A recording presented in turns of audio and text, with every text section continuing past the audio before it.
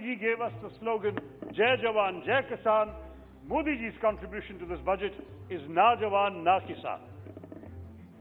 The reality, sadly, is that this budget abdicates the government's responsibilities to the weakest in our society, the segments of our economy that are in tatters, and the Aam Aadmi who have reposed their faith in this government have been let down totally in the last 7 years.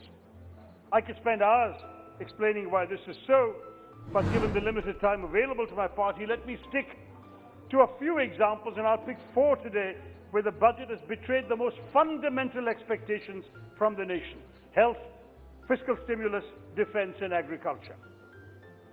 First, health. Given the unexpected challenges we have collectively faced since last year, which has destroyed both lives and livelihoods, the people of our country expected revolutionary allocations for healthcare. While thanks to the countless sacrifices of our healthcare warriors, our frontline workers, researchers, scientists, doctors, we are now in a position where the light may finally be visible at the end of the tunnel, but the budget has delivered a blow to our hopes of expanding and developing the healthcare ecosystem of our country. Sadly, the government, in its peculiar wisdom, has chosen the path of deception rather than mature governance. We all initially praised the Finance Minister's declaration of a 137% increase in the healthcare budget, which included big-ticket schemes like the Pradhan Mantri Atmanirbhar Swasthya Yojana, Swasthya Bharat Yojana, 64,000 crores, a total outlay of 2,23,000 crores in this budget year compared to 94,000 in the last one, a substantial increase. But when we turn to the annex, as instructed by our own Finance Minister, the deception lying in store was breathtaking. Out of these claimed allocations, 35,000 crores is just a one-time expenditure for the ongoing COVID-19 vaccination program. Another 60,000 crores actually for the Department of Drinking Water and Sanitation. So as a result of this, of the 2,23,846 crores mentioned by the Honourable Finance Minister, the actual allocation to the Department of Health and Family to walk the talk in matters of national security and defence, especially given the unexpected clashes with China over the course of last year, that no doubt caught our own government by surprise, perhaps given how very much they had hyped the PM's purported rapport with his Chinese counterpart. Instead, we have a government minister helping the Chinese make the case that they are more sinned against than sinning, part of the government's efforts to underplay the crisis after the Prime Minister claimed no territory had been lost.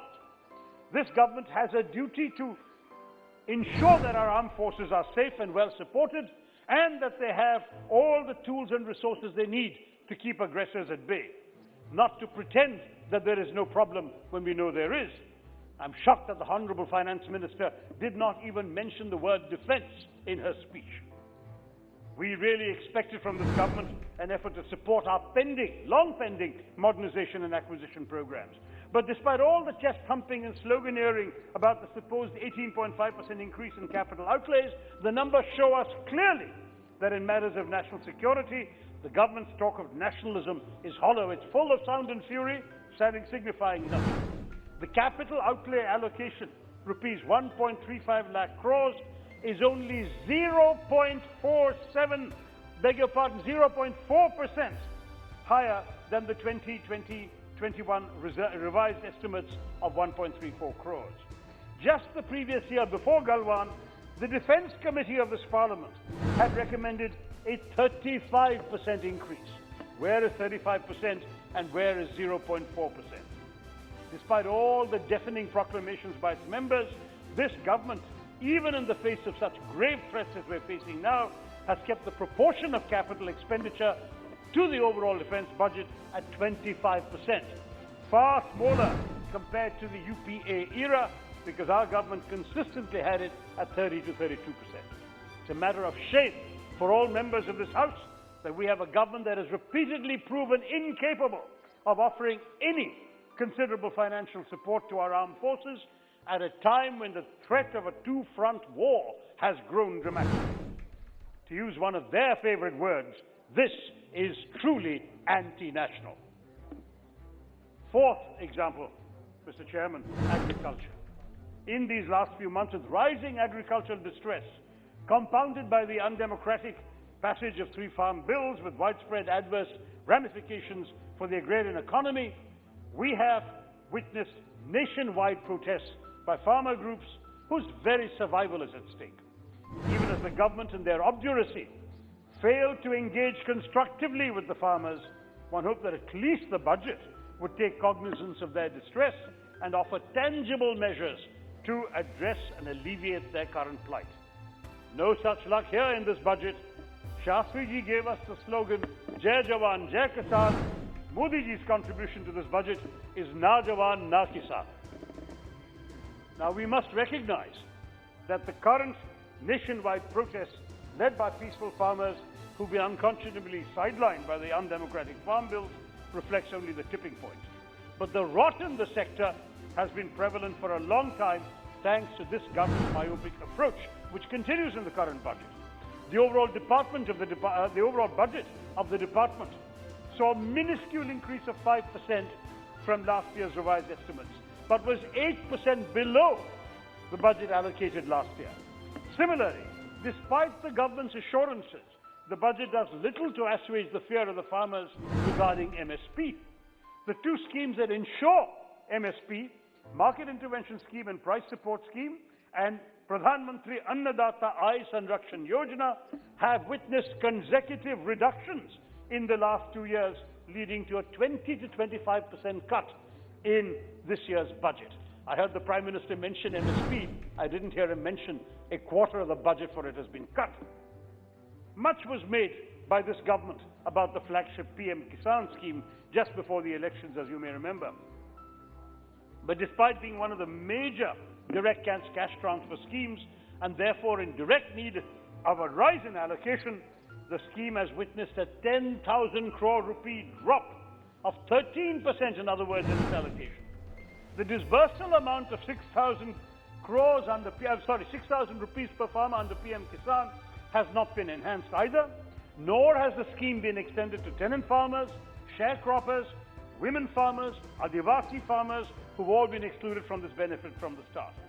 Instead, no, it's true. Instead, 2,326 crores was transferred to 40 lakh ineligible beneficiaries. This is from the government's own figures. Even the previous head of Aadhaar said that he received the PM Kisan payment for which he was not entitled. So Sudboots are receiving the government's money, but what are the farmers getting? Even worse is the plight of the fishermen. In my own constituency, Mr. Chairman, I've seen them devastated by Cyclone Oki, the floods of 2018 and 2019, and now the pandemic. But this budget has not only denied them any relief, let alone a special relief package.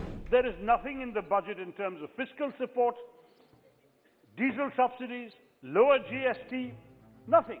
Fishing nets and fishing equipment even they have to buy at the price they paid before the pandemic and before all these calamities.